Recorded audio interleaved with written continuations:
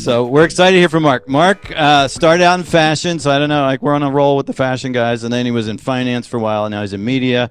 So he's going to come and tell us his story in a minute. We're excited as he's a fellow traveler with us here at NCS Manhattan, so looking forward to that. I'm going to pray, and then Mark, we'll invite you to come and share. Thank you. Lord, thanks for this morning. Thanks for Mark, for your story written into his life that he's going to share with us.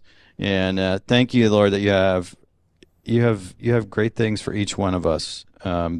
Great in the sense of feeling like we can become whole, focused, purposeful men, better men because of you and because of traveling with each other. So we ask you to move us along in that journey as Mark comes and shares with us. In Jesus' name, amen. Amen. Brother? Thank you. Thank you. Good morning. Well, today I'm just really excited to be with you all. I know I come to and see many of you here, but first time I'm speaking in this meeting specifically, but they, asked me, NCS has asked me to speak about just my life, just a simple testimony. I'm not used to giving any sermons, so if it sounds like a sermon, forgive me. But I do have some slides and pictures that goes along with it. But today's topic is about the power of immediate obedience and how that has applied to my life and how that's been really powerful. And I'd love to share that with you. I try to look through some verses that really pertains to this topic. And I just want to read this to you and just think through it. I give my talk, and then we'll kind of come back to it and share with you how this may apply to your lives. But Matthew 13:18-23, listen then to what the parable of sower means. When anyone hears the message about the kingdom and does not understand it, the evil one comes and snatches away what was sown in their heart. This is the seed sown along the path. The seed falling on the rocky grounds refers to someone who hears the word and at once receive it with joy. But since they have no root, they last only a short time. When trouble or persecution comes because of the word, they quickly fall away. The seed falling among the thorns refers to someone who hears the word, but the worries of their life and the deceitfulness of wealth choke the word, making it unfruitful. But the seed falling on the good soil refers to someone who hears the word and understands it.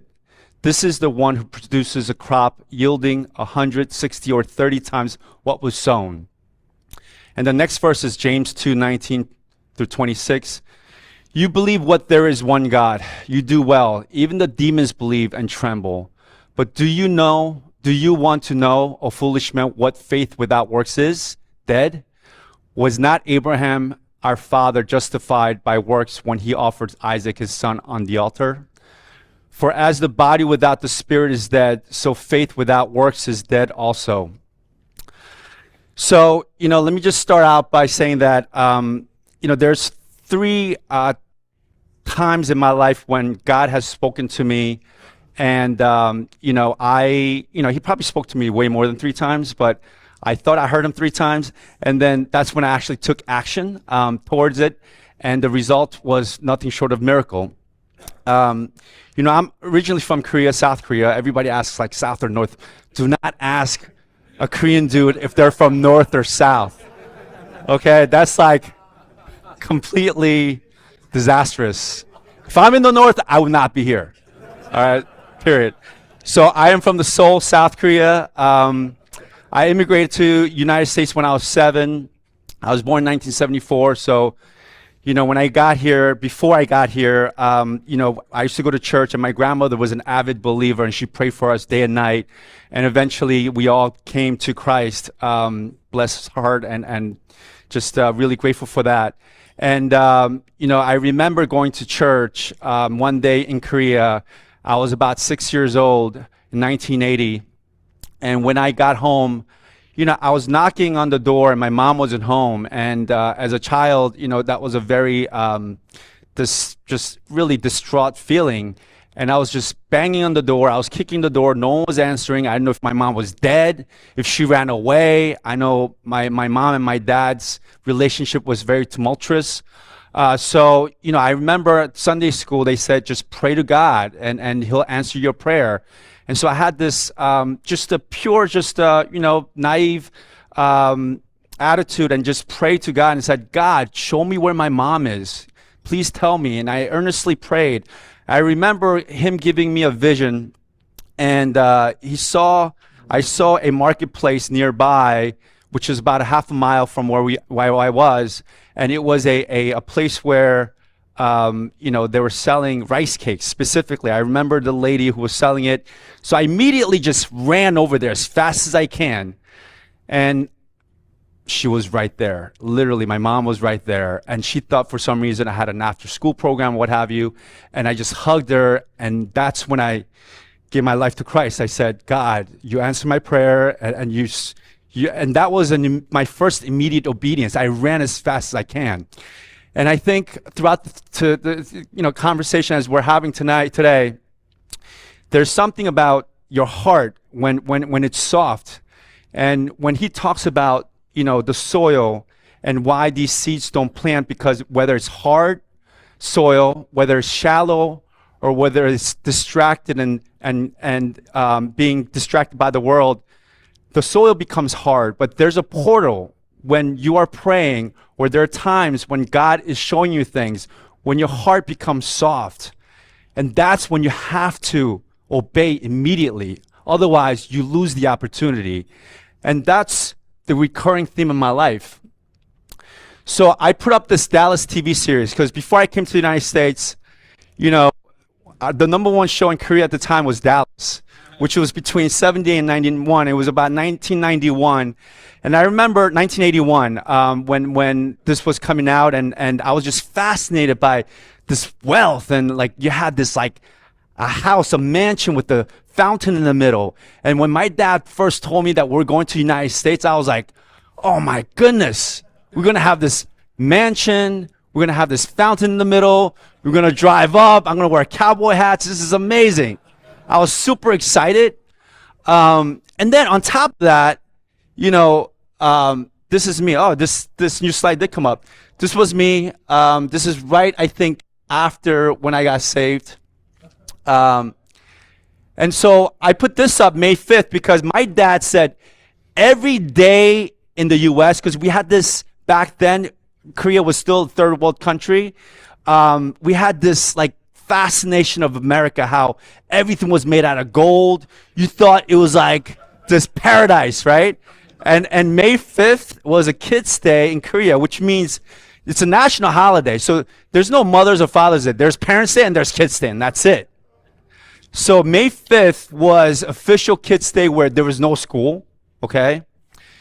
You get presents from your parents, and you go to every store and they give you candy. So it's like Halloween, Christmas, and your birthday all at once. So when he said it was every day is like Kids' Day, I was like, oh my goodness, are you kidding me? Cowboy hats, mansion, fountain in the middle, no school, this is amazing. So I literally believed that was gonna happen. And this is the American dream that I imagined that was gonna happen when I came to America. And I remember landing at JFK in 1981, December 31st. and I really thought I was gonna die. We get off the plane and we're waiting for our baggage, and literally like there are people yelling. I thought like our baggage was gonna get stolen, so we were hugging our bags and people were yelling at each other, and I didn't see any cowboys. It was all minorities, like running around like with their head cut off. So I was like, what country? I thought we landed in some other country. And then soon I find out, there's 10 families living in my house. And we're on the top left corner, that one window over there. And we come to Queens. And I remember, going to JFK, and we were trying to get chicken with, all this craziness going on. And they had a bulletproof, window where you paid, and then they do this round thing, and then you get the chicken. Nothing like what I saw in the commercials. Nothing. It was scary, scary land. And I remember going to 42nd Street, and this was it. Ladies and gentlemen, all around here, it was all porn shops. And I remember like these women coming up to me, propositioning me, and I didn't know what they were saying. They were just saying sucky, sucky, sucky. And I was like, what? What does that mean? So it was New York City, 1981 was disastrous. It was completely crazy. So so just kind of fast forward, what had happened was, so, I remember just growing up in New York, I didn't speak any English when I first got here, and all the English I did learn was completely wrong. I remember my uncle, I respected him a lot until this thing happened, but I thought he was the best speaking English dude ever. So we took notes, copious notes before we came to America. And, one thing I really kept in mind is that he said, when you go to America, because you look different, they're going to make fun of you, right? They're going to go ching, ching, chong. So I was like, yo, that makes sense. I'm going to write this thing down. So I took my special notepad, pen, I took it out. What do I say? He said, when they go ching, ching, chong, this is what you say. I'm like, all right. He goes, you say, you had the bing, bing, yes, yes, yes. My head the bing, bing, no, no, no. I'm like, oh, okay. I wrote it down. And I kid you not, I come to America, things are crazy in Queens, Jackson Heights, the biggest transvestite prostitute ring in the world at the time. And my parents were like, there was like 3 shootings that happened. My parents were like, you're going to go live with your grandmother in New Jersey. So we went there for a year. And I went to the school, River School, which I was the only Asian, and my sister in the entire whole school. And kid you not, in 2 weeks, I still remember their names. Eric, Kirk, and Spencer. Wherever you are, what is up? They at the playground, just like my uncle said, ching, ching, ching, ching, ching. 3 of them synchronized. I was like, yo, I got this, man. I got this. And I took it out of my back pocket. I read it. I went like this. You had the bing, bing. Yes, yes, yes. My had the bing, bing. No, no, no. And they all looked at me like for 3 seconds. And they went right back, went ching, ching, ching, chong, even more. So since then, they called me Bing Bing throughout the whole school for the rest of my year. So a lot of, sort of a culture shock that happened. And then, I kind of like made it okay, my parents bribed me throughout the whole school year. So I started studying hard. I ended up going to Wheaton College, which is a Christian school in Illinois.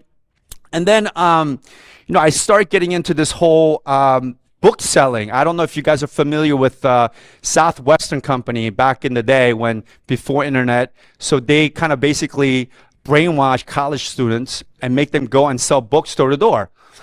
So, they purposely take you out. They train you intensely, like in Nashville, for about 2 weeks.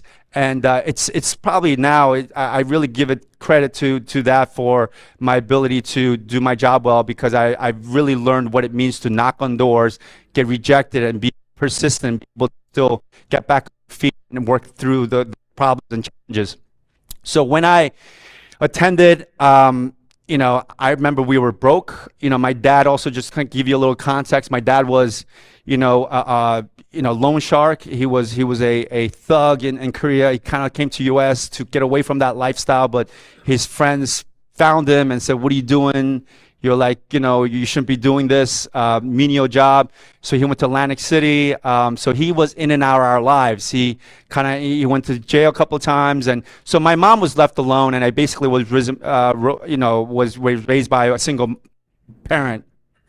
And so, I didn't have money for tuition, but then I had, just this was the only saving grace. Knock on doors, and they were all commission based, and literally like work like 80 hours a week, and you could only move at the time, and like being the only Asian again, knocking on doors, and they had no idea what I was. They're like, there's a black guy, there's an American Indian guy, there's Bruce Lee, like whatever, right? So I'm like knocking on these doors, and people are rejecting me left and right. And I'm like selling no books for 2 weeks straight, working 80 hours a week. And this sucks, man. Like, I see anything. I wanted to be anything. And during that time, Radiohead was really big. You know that song, I'm a creep, I'm a weirdo? That's exactly how I felt. So that was ringing in my head. And I remember just thinking, calling my mom, and I said, Mom, I think I really need to come home because I just can't sell, and this sucks, and everybody's racist, and I hate my life. And she goes, yeah, come home. And she was crying with me. I was crying all over the phone. And I was sitting on a sidewalk in front of a house, and it was a sunny day, and one of the things they teach you is making your own lunch, so you save money so you can have a big check at the end. There's like a whole to so yeah, big check at the end, big check at the end. So I'm like sitting on the sidewalk, took out my peanut butter and jelly sandwich, and you know, it was a sunny day, but suddenly it started raining. I'm like, what is going on? And then I look behind, and someone just turned on the sprinkler, and I see a person like closing their curtains right away. So they wanted me off their lawn, you know, because they did not want an Asian dude sitting on the sidewalk having lunch. So then I just lost it, man. I was like, this sucks. I hate my life. And then at that point, and this is the second time when Christ, I feel like he came to me, was that there was a paraplegic person, a boy that was on a wheelchair, and the person rolling him on was singing a hymn, singing and praising God. And I was just looking at that, and at that point, like, it just penetrated my heart, and I realized, like, what am I complaining about? Like, why am I feeling sorry for myself when someone like that is praising God, and here I am being a little sissy because someone is not buying my books?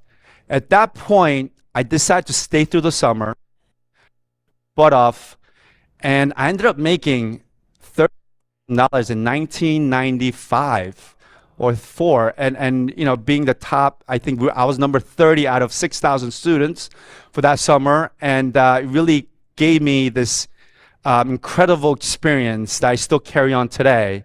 And again, that was my immediate obedience to God, saying, I'm gonna stay, I'm gonna stick it through. I'm sorry, God, that I took myself. And so, you know, my career goes really well. You know, I was in fashion. I started like David Yurman, and then I worked at Abercrombie, Ralph Lauren, and then I got into investment, worked at Morgan Stanley, worked for a hedge fund and risk arbitrage desk. So I was making good money, taking care of my mom. And, you know, I met somebody at Redeemer, props to Redeemer, Tim Keller, you know, back in the day. And I met a woman at the time, and we were I was, I think, early 30s, and maybe she was in early 20s.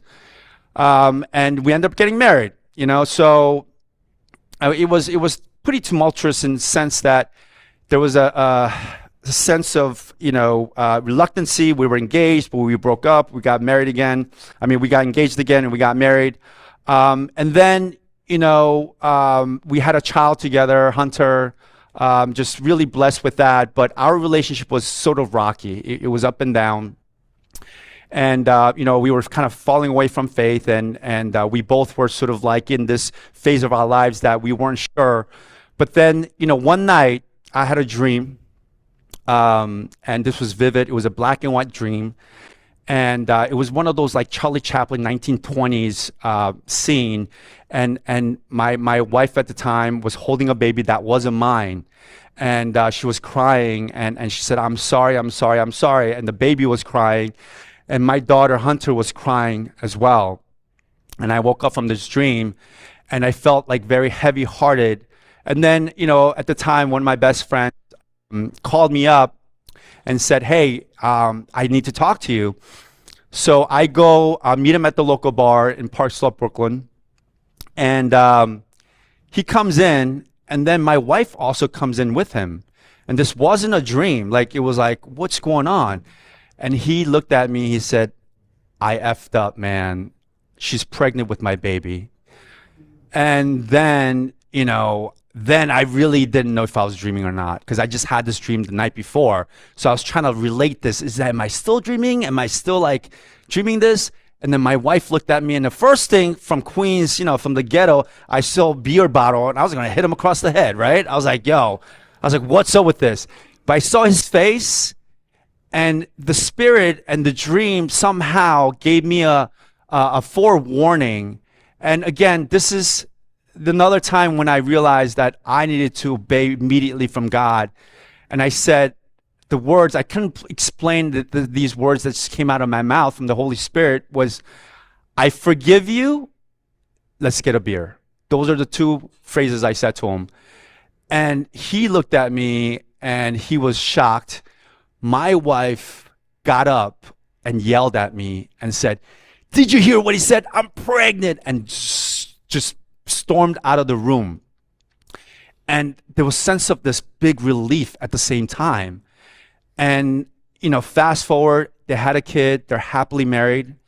And I was also remarried today, and we're all very happy. Not together, but we're very cordial, and it just became the story of part of my testimony. So immediately that happened. Of course, the divorce, I don't recommend it to anybody. Stick it out if you can. Just really messy. We hired lawyers, and New York City is the worst place to get a divorce. Let me just tell you something, for real.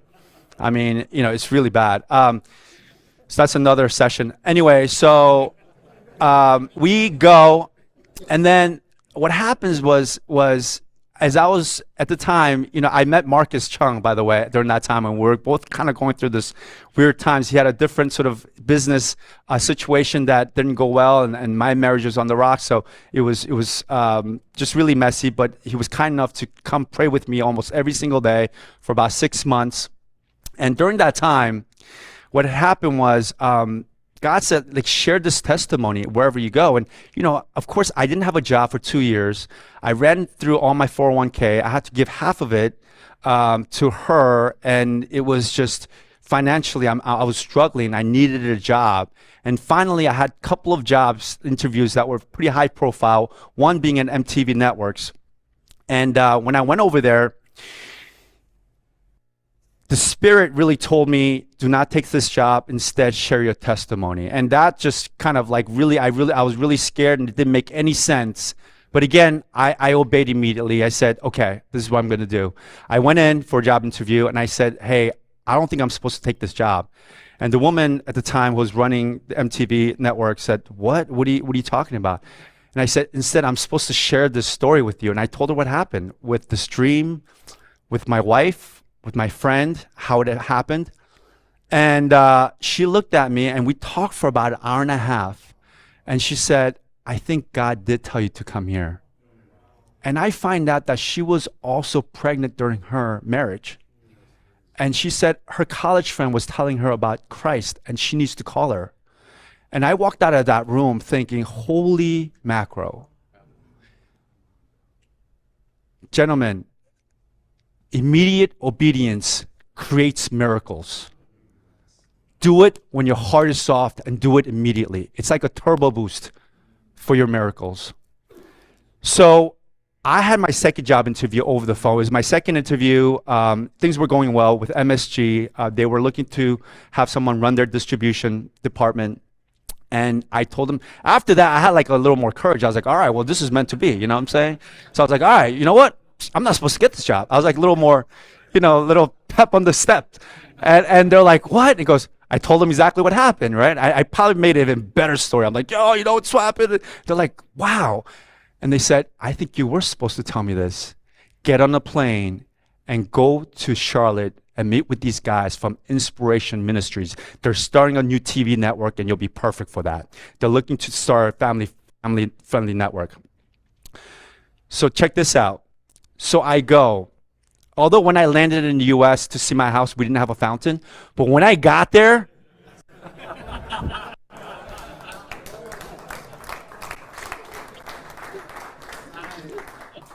it was higher than I thought.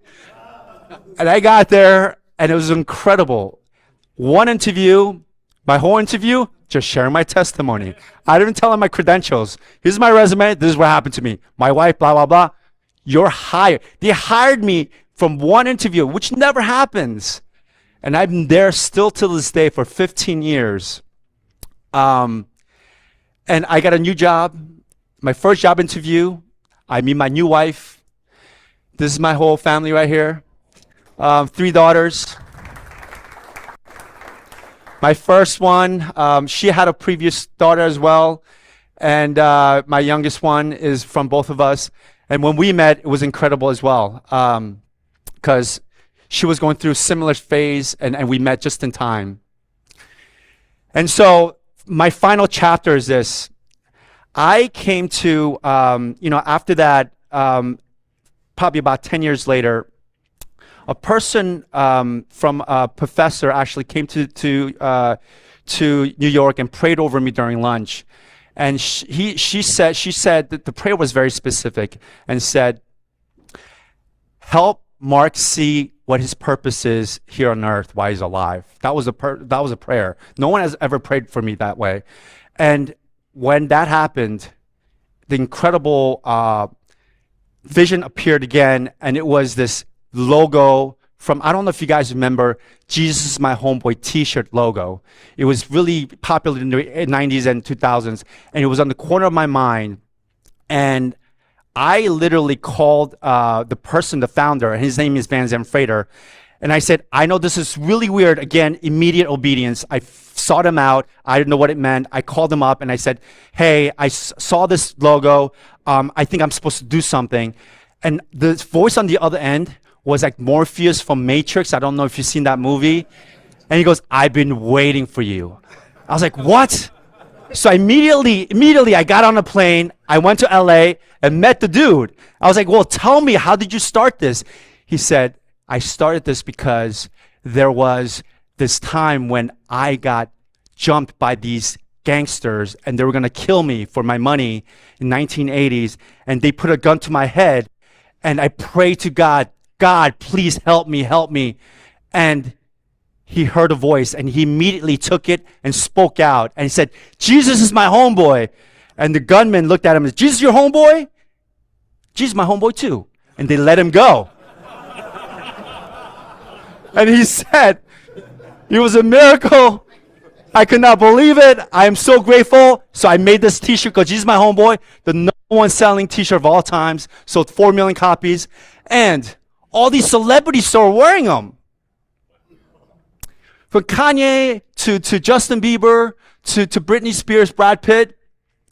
And so God has given me this vision to start this Jesus My Homeboy Broadway-bound musical. I've been working on it 5 years.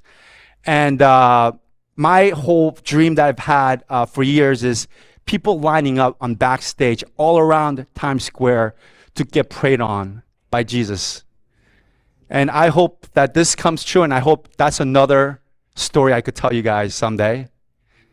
And other artists have created from that t-shirt of what Jesus can be, except my Jesus is going to be black. So, it's going to be from Jamaica. So how do you recontextualize, translate the Bible into different mediums? And that's our vision. And I'm grateful for Tim and Marcus for partnering up with me on this. And if you guys are interested in being involved or being a producer, please let us know. And that's it. Thanks for listening. That was awesome. Mark, I have a fashion question. Do you think I could rock the leather pants? Absolutely. What's your thought about that? Shorten it a little bit. Yeah. Oh man. Oh. I'm kidding.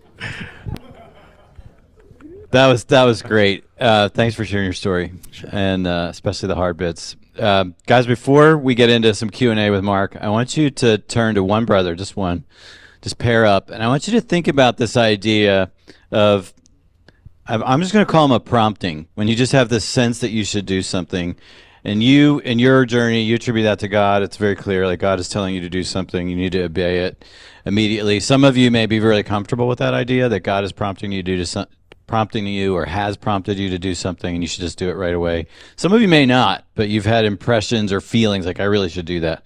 So I just want you to talk quickly about, just for a few minutes, how do you relate to that? Is there something you're like, oh yeah, I've had that. Like I had this feeling I was supposed to go talk to this person or do that or not do that, and I did it right away and it worked out really well, or I'm still resisting it. I don't know. Just relate to that idea of having this sense, I need to do this, and whether or not you do it immediately.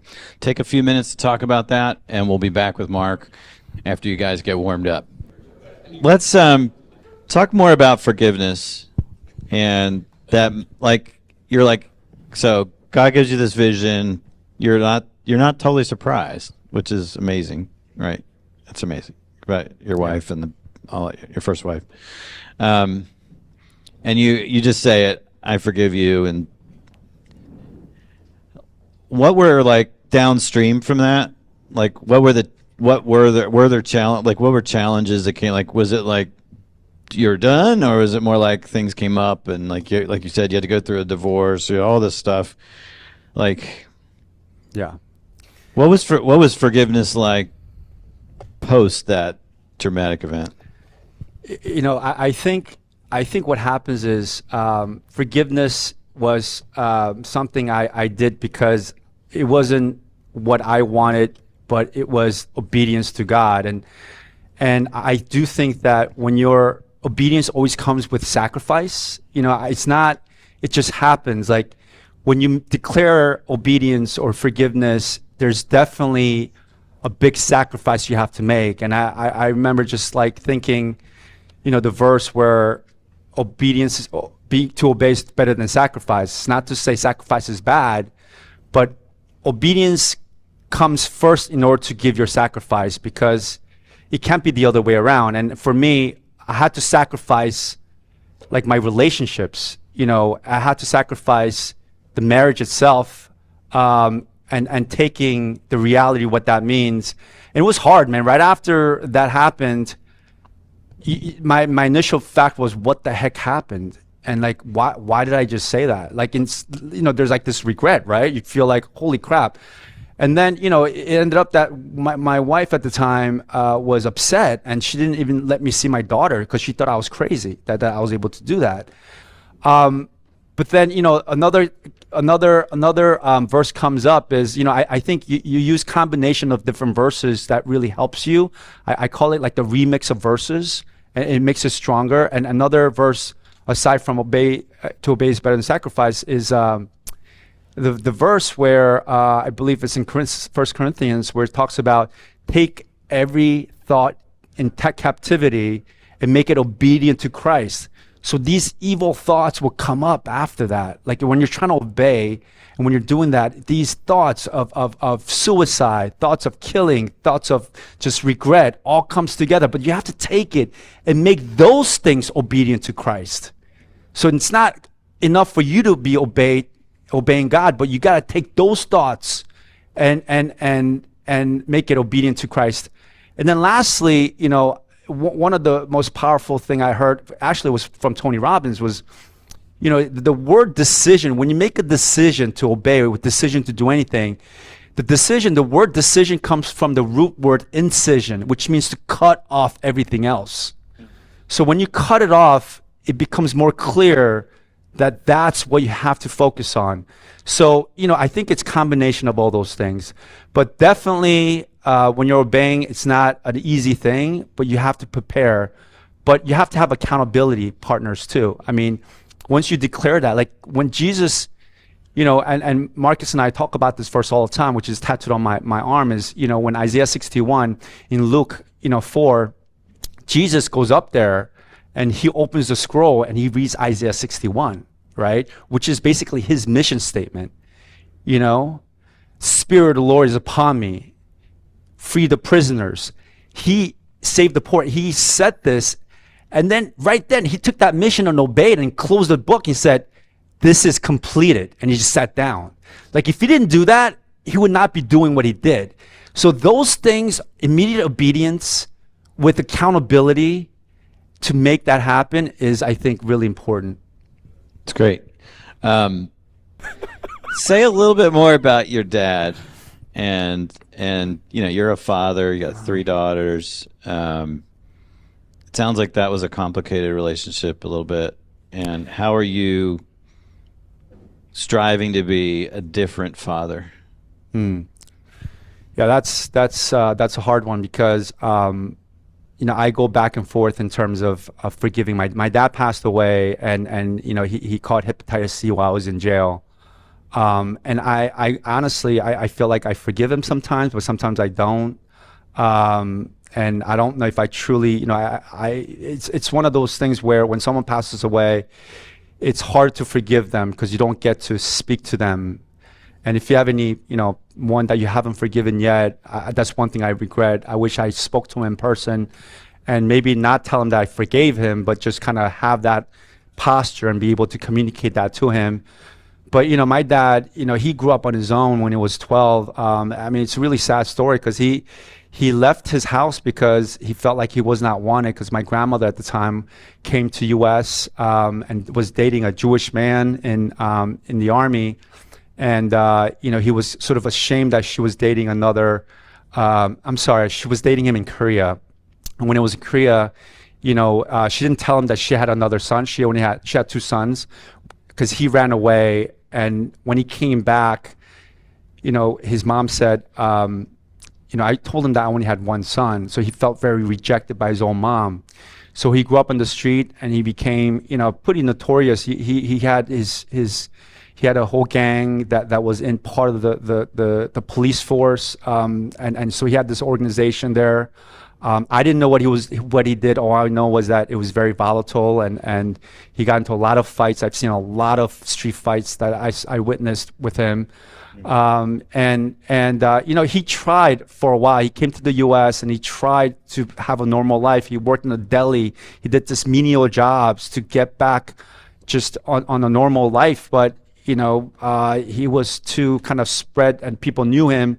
So they took him and he went to Atlantic City and became like this loan shark there. And FBI's raided him. He was in a front cover page of like this Korean newspaper and all that. We sort of struggled through that. And I remember at his funeral, like and it's funny thing is like he's just a hustler. He just, he wanted, I remember he was running like a room salon, which is like, massage parlor with happy endings. And he basically, I guess if guys have questions about what a happy ending is, they can see you afterwards. Yes. All kinds of education happening in the room this morning. Right, exactly. So he wanted me to sign a lease for him because he didn't have credit for a place like that, and I couldn't do it. I was like, Dad, I can't. And he got really upset with me. He's like, I can't believe you. And so he was like, and then I remember in graduation we had a chance to reconcile, and this is right after Wheaton College. He came to my graduation at Wheaton College. And I just asked him, he said, now that you graduate from college, I want you to run my organization. I'm like, there's no way. I mean, great for Wheaton alumni fundraising. I can't, happy ending, gang life. No, I can't do that. And I was like, Dad, I'm curious, like, what was your role model growing up? And he said two names. He said Hugh Hefner and The Godfather. So I was like, wow, like just kind of not having that role model, not having a father. And he was proud of it. And he said, and I asked him about like, hey, why did you cheat on my mom all the time? Like, asked him that. He said, I am who I am. I can't change who I am. I'm just a playboy. That's what he said. And so, and he also taught me that you have to either know how to drink or smoke. You have to do one or the other as a guy. So, his moral values weren't there, but he grew up in the streets. But I mean, good things about him was that he was super loyal to his guys. Like he'll give his shirt to anybody that he worked with or with his friends. He had that gangster mentality, but he was true loyalist. That's why he was upset when I wasn't willing to sign a lease for him for a massage parlor. So I'm trying to understand more of that lifestyle, but at the same time, it was just too far removed from what I wanted to be. Yeah. Wow. That's intense, man. But thank you for sharing that. We got time for a couple questions, guys.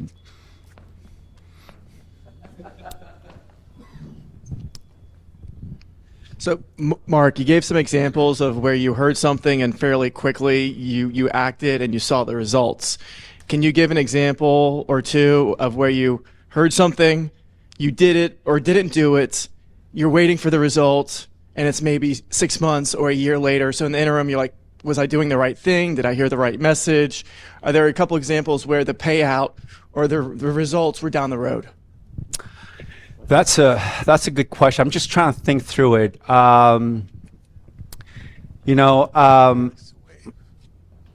I guess, you know what? I guess one of the things is that on my second marriage, I could probably share this.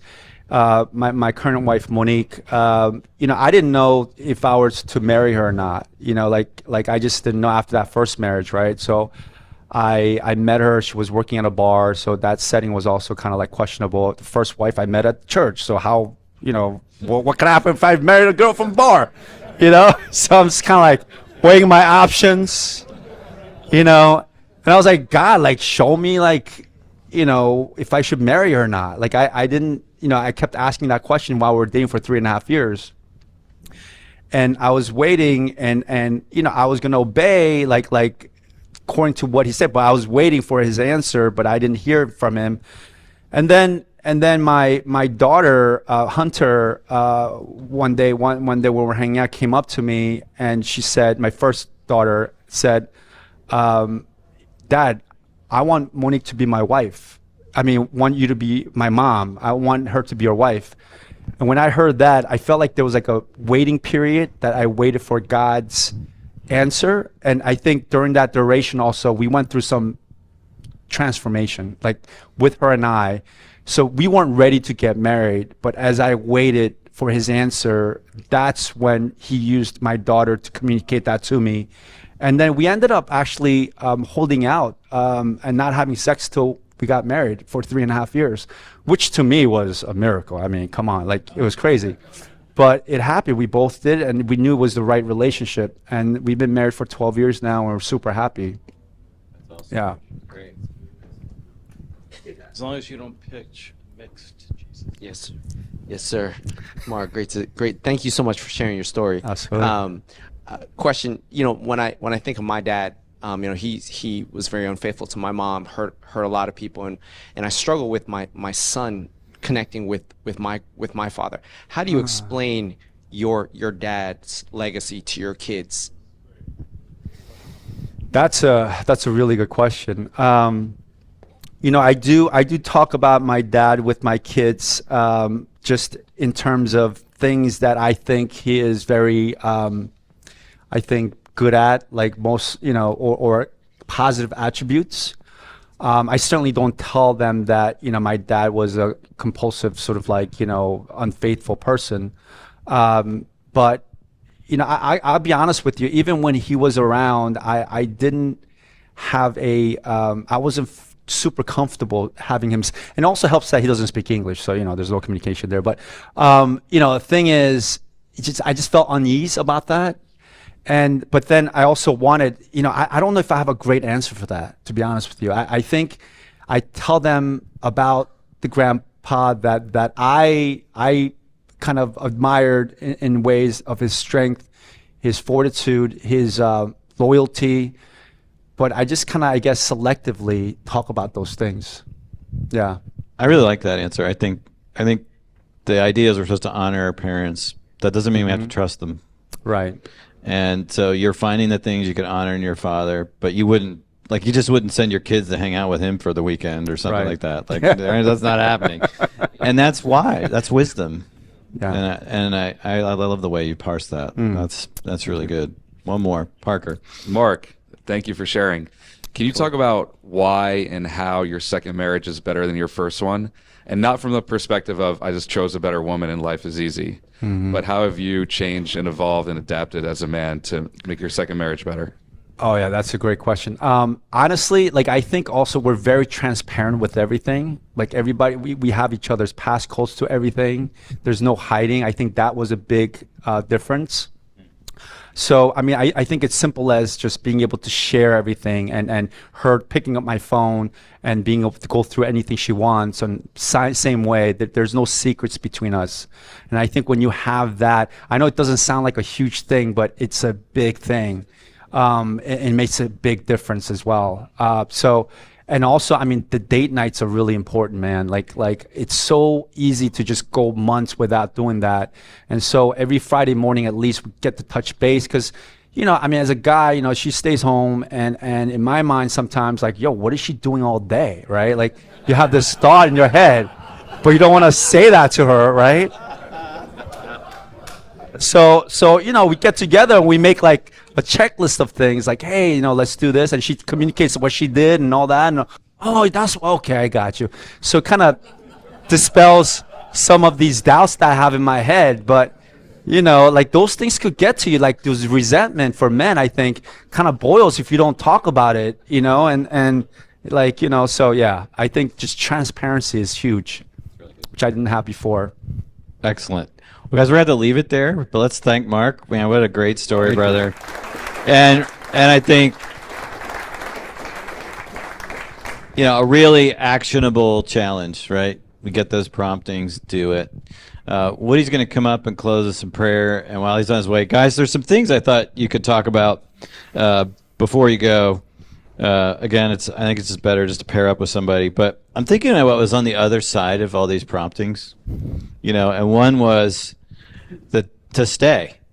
And sometimes there might be some area of your life where you just need to stay. You need to stick it out. It's hard. It seems fruitless, but God is actually telling you to stay. There's also go, take the new job, and that was another one, look for the fountain. I just think that maybe there's times when I've experienced this where you're just kind of released. It's time to move on, for a relationship, a job, something, and it's time to go. So is God telling you to stay? Where's God telling you to go? We have to say forgive, guys.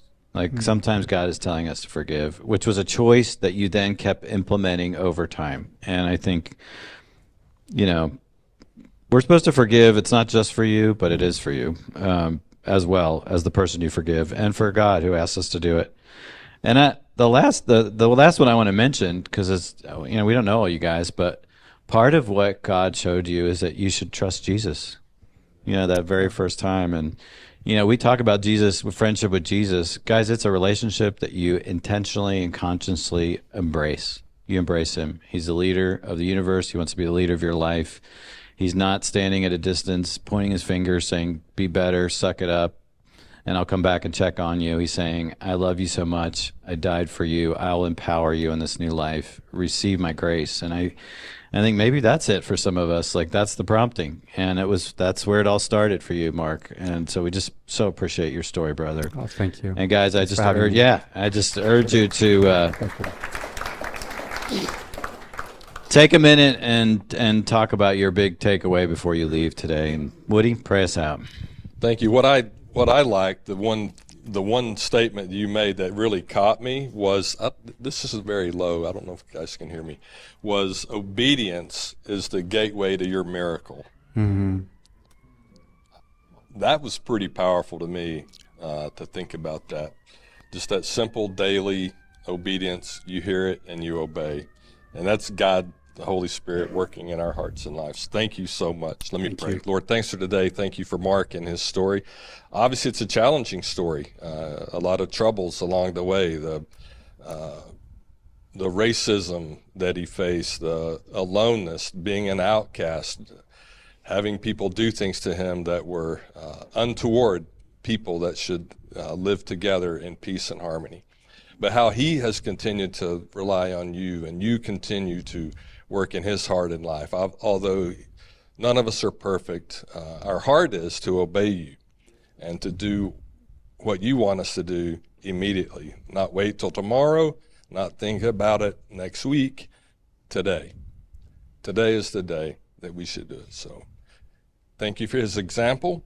Thank you for his testimony and his heart to lead us this morning to you. Thank you for NCS. We are so grateful for this time that we could come together to learn how to be better husbands, fathers, and friends. In Jesus' name, amen. Amen. Thanks for coming, guys. Keep coming back. It works if you work. Thanks. Thank you.